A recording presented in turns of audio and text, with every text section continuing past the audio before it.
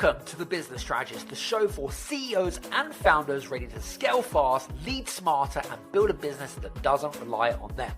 I'm Adam Strong, award-winning strategist, former elite athlete, international speaker, and 3 times best-selling author. After 3 decades in business, I know exactly what it takes to grow, scale, and exit with impact. Each week, I dive into real conversations with industry experts, bold entrepreneurs, and clients navigating the uphill struggles of business, giving you the tools and the strategies to create more profit, more freedom, and more impact. Let's get into it. Are you planning to sell your business in the next 3 to 5 years? Then you already know it's not just about finding a buyer, it's about actually protecting what you've actually built. That's where our sponsor, Adam Benedict, comes in. They're one of the leading premier M&A legal firms trusted by founders to simplify complex exits, protect value, and deliver results. Now, if you want a smart, smoother, and strategic exit, visit adambenedict.co.uk. Hey guys, I just wanted to take this opportunity to make you aware of a brand new tool that we've just created called the Exit Readiness Assessment. Now, it is for founders and CEOs that are looking to exit from their business operations. Now, it doesn't matter even if you're not looking to exit right now, I would highly recommend to go and take the assessment straight away. It helps you to identify areas in your business that you need to work on to help you towards that exit strategy. And at the end of it, you get a personalized report on some of the areas that you're doing particularly well in and some of the areas that you need to make some improvements to. Make sure you head over to readytoexit.scoreapp.com. That's readytoexit.scoreapp.com. Enjoy. Hi, my name is Chris Salem. I'm a business acceleration strategist and also a podcast host for 2 podcasts called Business Influencers with Tal Radio and also Sustainable Success with the Voice America Business Channel. I have the privilege today to be the host today, to be interviewing Adam Strong, who is here today with us 5 years now, over 5 years now with the Business Strategist podcast. And this is an exciting time. Reason why is that many podcasts out there, many only last for maybe a year or so and kind of drift away. Only those that have lasted a year really have went through many different challenging times, have rebounded, and really what was most important, knew their audience well to adapt and grow, which attracted not only more listeners, but also sponsors. And we happen to be here with Adam Strong today. Adam, this is an exciting time due to the fact that, you got just over 5 years with the Business Strategist. So I'd like to kind of hear from you as to what you're feeling and what prompted you in the first place to start the Business Strategist podcast.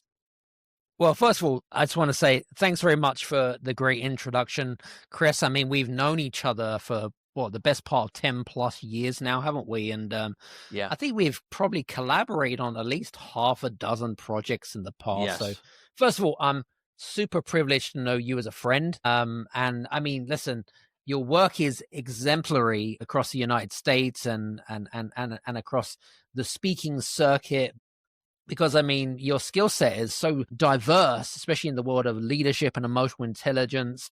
We've had a lot of fun together. So I just wanted to first start off by acknowledging you and kind of sharing my appreciation and gratitude for our friendship. So wanted to put that out there. Going back to your question, I mean, yeah, it's been over 5 years. And what's really interesting here is that it didn't start out as the business strategy. I think when I got into the first of the podcast world, one of the first conversations was with yourself. Yes. And it was called actually the Game Changers podcast. Game Changers. I do remember that. My God, yes. So I don't know if you remember that, but the reason I called it the Game Changers Experience podcast was because I'm not sure if you remember, but back in 2020, 21, we did the Game Changers Summit. Do you remember that? Yes, I do remember that. You do remember that. So this, ladies and gentlemen, was like a massive online virtual summit. And basically, in a nutshell, I had this big vision. I approached Chris about this, actually. And the vision was all about people to make them feel safe and to give them empowerment more than anything else off of the pandemic and stuff. And it was extremely successful. We had 2,500 people enrolled listening to one or more speakers. We had, I think there were, if I'm not mistaken, there were around 20 speakers, including yourself, including Dr. John Demartini. We've had, who else did we have? We had Bob Berg. Bob Berg was on. Yes. Bob Berg's a great guy. We had Dr. Marshall Goldsmith, the #1 executive coach in the world. We had so many great speakers. And they all bought into this vision, Chris, like, vision empowerment, that kind of stuff. It was a non-salesy, educational platform where we covered different topics. And it was just amazing. And it was really interesting because once I'd done that first summit, everyone was like, so what's next? In the back of my mind, I'd always wanted to do podcasting. And I think what it was is, and I don't know if any of our listeners can kind of understand this, but when you've got an itch going, right, and you've been procrastinating for years, whether it be a book, whether it be a podcast, a YouTube channel, whatever it might be, but you've got this itch. And the thing that holds you back, well, it certainly held me back, was understanding the fundamentals of how do I actually do this? It wasn't a mindset challenge. It was more of a skill set. And I felt like I had to have all my ingredients ready for the recipe, if that makes sense. Yes. So I got some training, believe it or not, prior to launching that podcast before 2020. I did about 3 months. And in fact, it was with a great guy called James Burt, who is a very good friend of mine. And James taught me the trick of the trade of podcasting, and has now since worked with some huge podcast guys. James Sinclair, who owns multiple businesses, is multimillionaire as well. They do a podcast together as well. But James has also done some amazing podcasts. He's done one on his own. He's doing one with his wife, actually, Chris. It's like kind of that's a very entertaining podcast, by the way. Very interesting. So, I felt like I was ready, and then we just launched. Like literally, we launched with three episodes. So first 3 episodes, and then we got to, I think, if I'm not mistaken, we hit and got number 8 in one of the countries. I can't remember, but we hit number 8, right? So it was under top 10. I was targeting top 50. There was no way I was going to touch the US market because that's kind of like the pinnacle of the podcasting world. You know what I'm saying? So yeah. Anyway, that's how it all started. Wow. Fabulous. I love, and everything that we do evolves, because the reason why it evolves is our audience evolves. And depending upon where our audience is, we have to adapt to what is. And thus why Game Changers adapted to the business strategist and where we are today. Talk a little bit about, some of the milestones over the last few years. Could be particular guests you've had on. Maybe there was a certain episode that really stood out for you that really, made an impact, whether it was around a critical time or a global economic event, that type of thing. Yeah, I mean, great question, first of all. Obviously, we've got the big global event that happened 2020 through to 22, really, in a nutshell. The main premise behind podcasting for me was all about brand building and trying to build community, building trust with my audience. I'm not the type of guy that is, going out to massage his own ego. I'm just not that type of character. I genuinely love to help people. I love to educate people. I love to, listen with compassion and empathy, and give our audience space around trying to solve some of their problems and challenges at the end of the day, right? So going back to your question, I mean, 5 years is a long time. And for full disclosure, ladies and gents, by the way, so I played around with once to twice a week type of thing. And at the moment doing once a week, but I've never, ever in the 5+ years that I've been doing this, have ever missed a week going without a recording. So that to me, not even Christmas time, by the way, even if I was soaking up the sun in the Caribbean, not that I do that very often, by the way, that went back to when I was an athlete, when I was very young. consistency. If I wasn't consistent, then how can I be better? Yeah. And I would felt like if I didn't show up for 1 week, the thought of that thought that would go through my mind would be, I am letting my audience down. They expect me to turn up. And if I don't turn up, I'm just doing a dissatisfaction, but I'm also damaging myself.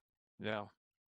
So I feel like even though I'm providing value and I'm providing a service to society, if I don't do that, I feel bad. And, you know, and my audience deserve better. Like, I'm there. I'm not doing this because I'm trying to educate myself. I mean, sure. I mean, listen, I meet great people like yourself and do some great interviews.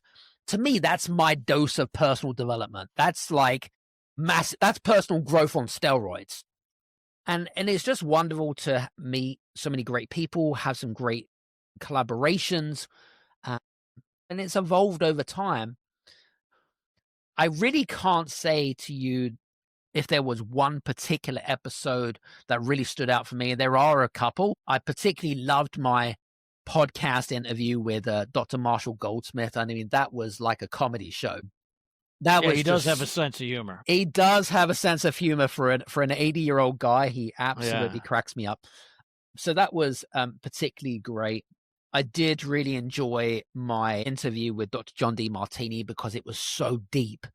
Like, John is huge on neuroscience, and to go as deep as we did, it was just wow. Like, I can't believe we're even covering this in the space that we have in this conversation. And he just blows my mind in the knowledge that he has. And then there's, you know, we've just covered, like, we mainly cover 4 typical pillars, whether it be leadership, exit and scaling a business, marketing and branding, are typical pillars or whatever it is. And we don't tend to sidetrack so much on that. But, you know, we're moving into some very interesting topics now with mergers and acquisitions. We've got AI now knocking on our door. So there's going to be some exciting stuff happening off the back of that. There isn't really one thing that really stands out for me. I'm really super grateful that I get to collaborate with some wonderful people. And more importantly, I do it for the listeners. Got it. I love it.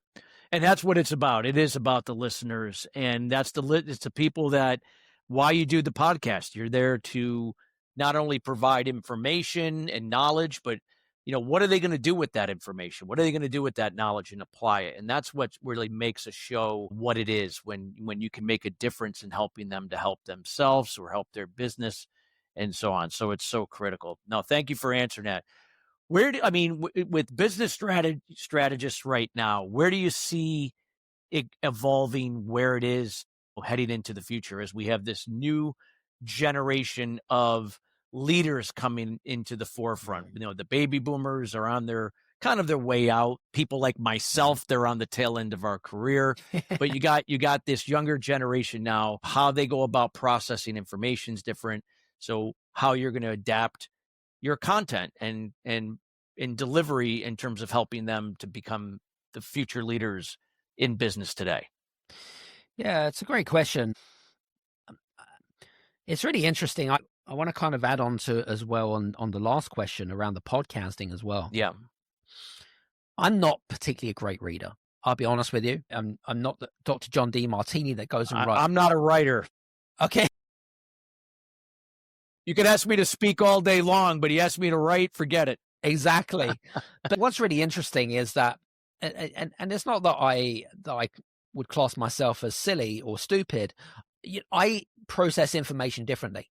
And I'm sure it's the same for people that listen to podcasts, for example. I always find that people that listen to podcasts quite frequently are normally people that a lot of them take action, but it's because they prefer that, they prefer that medium to take information in because that's what they are best suited. So because I don't read and write, read particularly well. I mean, I prefer to listen to an audiobook over reading a physical book. Yeah. Same with podcasting. I can learn so much more from that. But going back to your question on the whole kind of, we've got young leaders coming in, baby boomers retiring, etc., is that the podcast is evolving all the time. And so for me, I have identified a real gap between today's younger society and our baby boomers. There's a real gap in the market. Now and I don't know about you in Connecticut and New York and in the United States, but I know that for a fact that in the UK, as an example, and in Europe, they very much are in support of startups. And listen, I'm all up for startups, right? I think it's great. I think people have become more entrepreneurial than they ever have done now because we've moved out of the industrial revolution into the digital revolution now. People, a lot of the younger generation, they see their parents who have worked for 40, 50 years of their life in a job that they don't particularly enjoy doing. But now they've had to, and they've now, stored away a huge amounts of wealth, but now they've had to now spend that wealth on getting their health back. And the younger generation are like stepping back and they're like, that's not for me. That life is not for me. And it's interesting because a lot of the younger generation are like, I don't want to be what my parents did. I want to be more entrepreneurial. I want to be more freedom based. They have completely different values. And I know this just through conversations. And there's no right or no wrong. It's just in different life cycles at the end of the day. I feel, going back to the question of, there's a real opportunity of entrepreneurs that have been in business for quite some time. And I don't know about you, but I've been in business for 30 plus years. As you know, my story, I started my business when I was 11, right? I would like to think I've got a little bit of wisdom. Yeah. And there's a real gap of what I was going to say in terms of help, advice, support out there for existing business owners, business leaders like yourself, because guess what? Like, we don't know everything, do we, Chris? Never. You're like, it's always evolving. I'm always learning. I'm the teacher and student simultaneously at any given time. Exactly. And if you speak to the top leaders like yourself, like John DeMartini, like Marshall Goldsmith, they will tell you the same thing. Doesn't matter if you're 80 years old or you're 18 years old, you are always learning. You can never not know enough. And I think that there's and going back to the whole kind of analogy of this podcast is more specifically because yes, we can talk about the how to do something, but I like to use personal context. I like to use stories. I like to get an understanding of people's psychology, understanding what it does to make someone tick, what motivates someone, what helps them buy. I'm really fascinated to understand why we think the way that we do. Yeah. And why do we make decisions in certain ways? That completely fascinates me. I kind of feel like the business strategist is really kind of evolving into something which is far more deeper than providing 5 top tips about how to build a funnel or how to, be a more emotionally intelligent and just give you, 10 steps about how to become an emotionally intelligent leader. Because, hey, Google or ChatGPT can provide me with all those answers. That really doesn't give me the humanistic, avenues, because I need context. And so there's a part of our brain that if I use life stories, life experiences, and context, that helps me to distill and understand what is it I'm trying to overcome. Yeah. So I think that's what kind of the business strategist is really evolving into, is something which is far deeper in getting a youthful understanding of the person and the listener. Hey guys, me again. And I just want to remind you about the Exit Readiness Assessment, the most amazing tool for CEOs and founders that are looking to build a self-managing company. This will help you to identify what's blocking you from helping you to step out your business operations and effectively scale up and eventually exit over the next 12 to 36 months. It gives you a personalized report and you can complete it in less than 4 minutes. All you have to do is head over to readytoexit.scoreapp.com. That's readytoexit.scoreapp.com to get your personalized score. Enjoy. Yeah. No, great answer. And that's so true. And I like the fact that, again, there's you got many startups out there. Majority of the businesses out there are going to be small businesses. Yeah. It could be solopreneurs, it could be less than 10 people. And nonetheless, it's important that they have a humanistic view of this content. Yes, AI can provide a lot of wealth of information, but if it doesn't make it humanistic and tie it to where you are and where you want to be, then it doesn't really sit. It's just information, and then you don't take action on it. So that's where podcasting can be really highly valuable, because it really elevates it. It clicks on an emotional level. It can click on any level, even a logical level, a combination thereof, for people to take action. Yeah. I know, I agree. And I think one other thing as well that I'll add to this is, if I compare to some of the big podcasts that are out there, you've got the Tim Ferriss show, you've got Joe Rogan, you've got the Diary of the CEO with Stephen Bartlett. Like, they're all amazing people. They're great. They've got great audiences. Even though I wouldn't say I can't compete against them. I would say that I'm probably not at that level right now compared to those guys. But also from a context perspective, Chris, I don't want to, like, if we listen to, like, maybe Stephen Bartlett, for example, which is the Diary of the CEO, but then Stephen goes off and talks a lot about, health related topics and stuff like that. There's a lot of, it becomes very distilled and it becomes very wide, and that's okay for him. If that's what aligns to him, then that's okay. But for me, I know my lane, I know my niche, I know my audience, and I'm going to stick to my guns. I don't want to be seen as a generalist. I don't want to, there's a particular set of challenges and problems that my listeners go through day in and day out. I feel like I need to stay on point rather than kind of going too wide. So I need to stay within that vertical. Does that make sense? Makes total sense. Yeah. Yeah, absolutely. So this is great. No, I love what you're sharing here and about podcasting. And, what do you feel like as we head now into 2026? We went through COVID, we're going through this global political uncertainty that we've gone through in 2025, just crazy things that have happened. But business is still moving along. I mean, yes, some people have been holding back. It's been kind of slow for a lot of people, whether if you're a small business owner, a small business, or even some of the larger businesses. But nonetheless, business keeps moving forward. What do you envision, like, in terms of, like, what you feel like might be some areas you're going to be covering with business strategists that you feel that, will help the audience move forward? Yeah, that's a great question.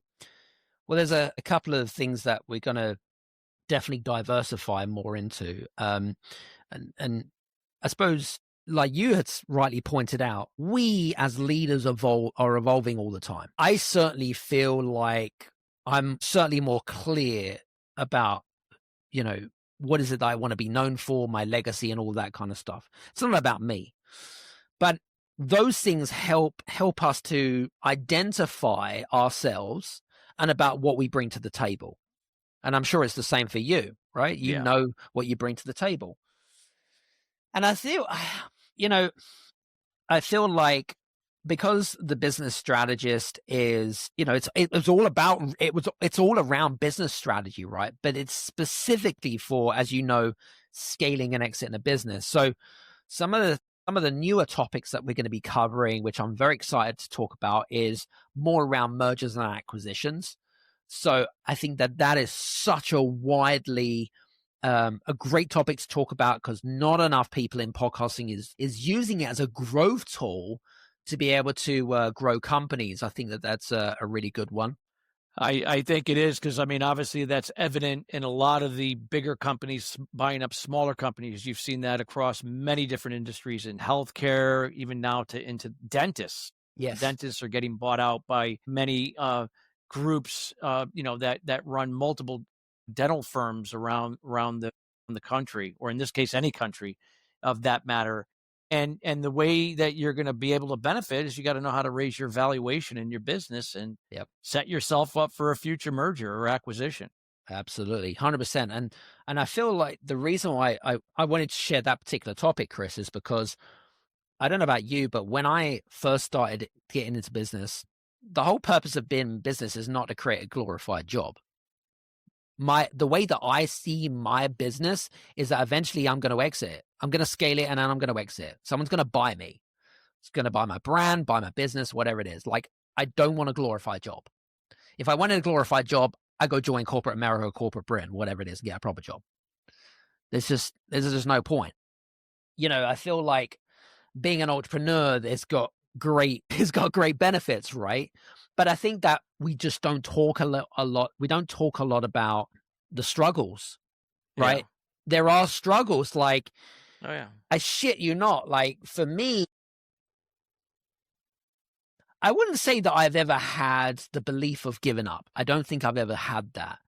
But I would say that there has always been conversations from other people out, whether it be peers, friends, family, whatever it is, saying, hey, why don't you get a serious job now? That's enough of this, And then you've got kind of your internal dialogue, that's, all those voices is going on in your head. So you've got external factors, you've got internal struggles that's going on, and you've got the blend of everything that goes along. And it's just, I know damn for sure it's probably the same for you, same for me, same for our listeners. But I do feel like, for me, because I built this, like, you want to call it mental toughness, resilience, or whatever you want to call it, I never took my eyes off the ball. I always go back to the question of, well, if I don't do this, then what do I do? What is the options here? What are the choices here? Because guess what? We've all got options and choices. Yeah. I do this because I choose to do this. You speak because you choose to speak. Entrepreneurship is a choice. It's not an easy choice, but it's a choice. Yeah. And so and for me, I feel like, as I begin to get a lot more clear on my propositions and who I can help and what I really can bring in terms of value, I've really begun to understand that, life's not easy. Life is not easy. Yeah, you mentioned it earlier on, like I never talk about politics or religion, but it's very hard to get away from it. It really is. And it doesn't matter in what side of the pond you're on. Yeah. It doesn't matter. You could be in the Middle East, you could be in Asia, it doesn't matter. It's hugely distracting. Oh yeah.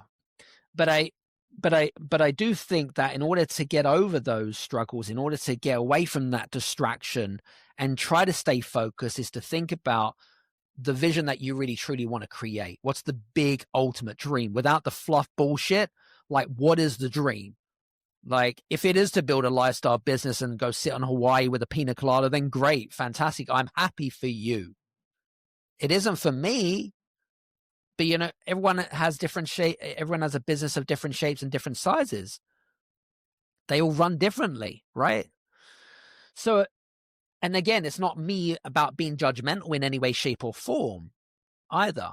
The way that I do things may not kind of agree with what other people do or with the way they run their business, right? But we all have to learn.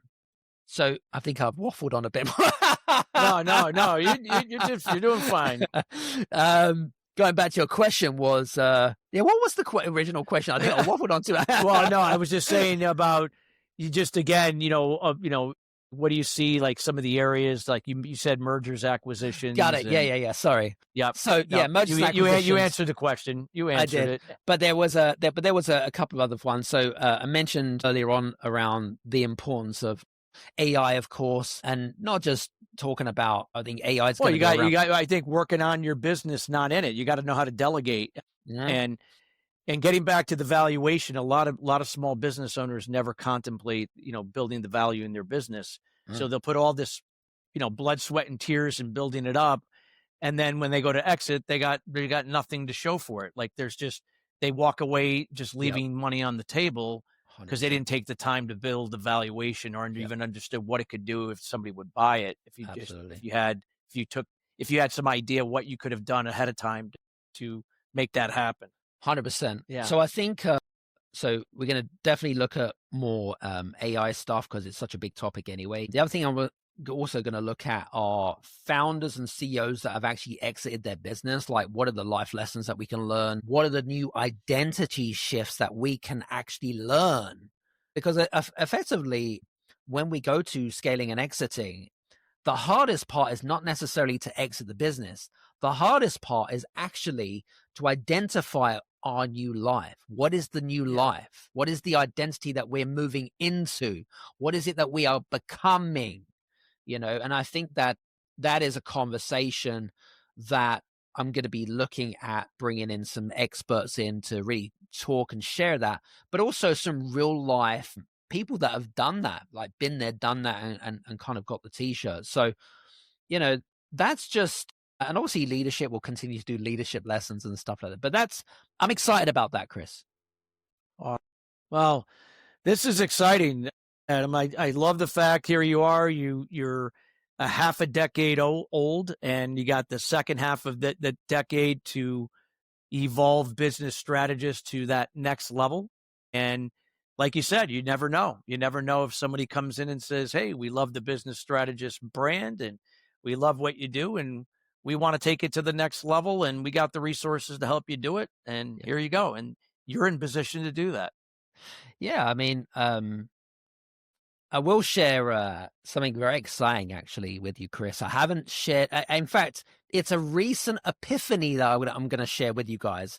So for those guys that are listening in right now, okay, no one knows about this. This is top secret. Okay, you can't be telling anyone about it, right? But I will share with you. I think with the podcast itself, because now we've got 360 episodes. There's listeners in over 50 plus countries. We get thousands of downloads. I'm proud of what we built so far, but I know we can do better. So what I am looking to do now, Chris, is I'm looking to evolve the podcast into something more substantial. So I'm looking to actually turn that into more of a media company. That's what really excites me.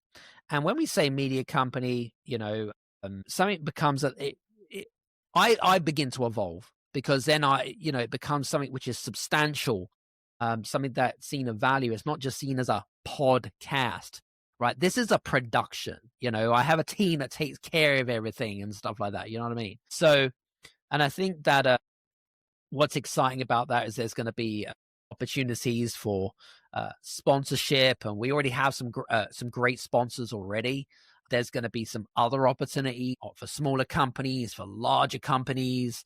There's also going to be some other things that I'm working on behind the scenes, especially as we evolve, transitioning. Well, you would have seen, I don't know if you would have seen this, but on Spotify, they launched the video podcast part of it back of January of this year. So I got the opportunity to be invited onto that. So for you Android listeners, you might have seen that already, but also we're going to start to develop that YouTube channel as well. So we start to kind of really build that piece out. So I'm very excited about that. And I feel like, especially for you guys that either are listeners, I appreciate you. Be good to hear from you if there's anything that you'd like to personally who you want to personally hear, or if there's a particular topic that you want to cover. But also, listen, if you are interested in learning to, potentially do your own podcast, if you need some tips or advice, just reach out. Like, I'm happy to kind of chime in and stuff like that. So, I hope that kind of gives you some ideas. Yes. No, this is fabulous. Well, this has been wonderful, Adam. Just, celebrating 5 years, now heading into the next 5 years of this decade that you've started, and all the exciting things that you're looking to do to evolve into a media company under the business strategist, a brand, and, how that's really going to, first of all, help so many people, business owners and business leaders, and then all the different things you'll be able to offer in addition to what you're doing with the podcast is exciting to hear. As we conclude, if you can make any final last minute comments that you think can benefit your listeners and get them excited for what's to come in the next 5 years? Well, I'm not sure what's going to happen in the next 5 years. Well, you know what I mean. Yeah. So what you know, you don't know. You're not a seer or a psychic. I know that. Yeah. No, absolutely not. I wish I did have the crystal ball. You never know. I might get snapped up like Joe Rogan did by Spotify, of course. And so, but I think for me, as we kind of move into this exciting part, this exciting avenue of not just different topics, but also different guests, as we bring in some really big heavyweight people that have got huge followings that can really bring lots of audience and really, for me, I'd like to be able to grow the podcast even bigger than it already is. I mean, 50 countries, that's pretty significant. So, and ideally, we're a top 1.5% globally ranked podcast. I would love to get it at the top 0.5 in all honesty. When it can be achievable, it can 100% be achievable. It can't just be me that makes this happen. Like, some of the things that are important are reviews and testimonials. So for you guys that leave reviews or testimonials on Apple or on Spotify, they help rankings. We like to listen to our community. If you're also, me and Chris, we also hang out on LinkedIn a lot. I hang out on LinkedIn on a daily basis. It's a big playground, really, in a nutshell, where you'll see lots of great content. We'll take some of the stuff that we have from the podcast. So listen, for me, I would love to get to know more from our listeners, whether you're in South Africa, whether you're in Chile, whether you're in the United States, whatever. But I'd love to hear from you guys. So that's me and Al. Awesome. Well, thank you, Adam, so much for doing this for your listeners. It's been a pleasure to serve here, not only as your friend, also as a business peer and colleague. And I am so excited to see all the things that you're going to be doing with the Business Strategist as you head into that next second half of the decade with your show. And like I said, all I can just wish for you is more continued success, and thank you for the opportunity to include me on this journey. Man, listen, it's a pleasure. It's the least I can do. And yeah, by the way, for you guys that are listening in as well, make sure that you go over to LinkedIn and check Mr. Christopher Salem over on LinkedIn. And if you are in the United States, or if it doesn't really matter if you are, but he hosts a great radio show, Voice of America. Is that right, Chris? Voice America Business Channel, Sustainable Success on the Lisbon platform. That's LISBYN. And then also Business Influencers on TAL Radio for Touch of Life Foundation. You can find that there at talradio.org or YouTube, Spotify, Apple. Same for the Sustainable Success show as well. Cool stuff. For you guys that are listening in, by the way, thanks so much for listening in. Really, really do appreciate you here. And also just make sure that you check out some of the resources that we put as well below the description. There are going to be some new announcements as well that I haven't revealed here in the show, but there's going to be a couple of changes coming in, which I think is going to be very exciting. And you never know, there may be more shows coming per week. You never know. Listen, I'm excited. I'm just pumped and excited. So again, Chris, thank you so much. For you guys that are listening, thank you so much. And hopefully we'll see you again here on The Business Strategist. And hopefully we'll see you soon. Take care. Bye-bye.